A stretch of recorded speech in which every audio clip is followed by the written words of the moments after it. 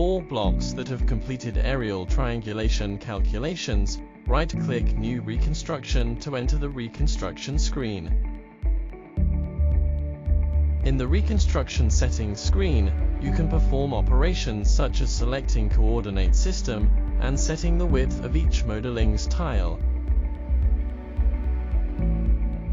By clicking Submit Production, you can select the type of production you want to output.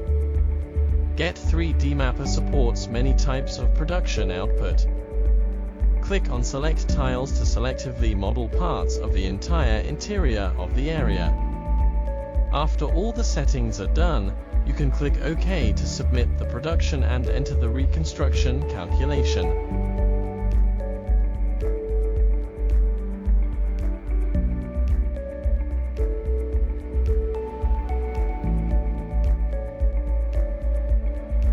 After modeling, you can click 3D View to view the modeling effect within the Mapper software interface.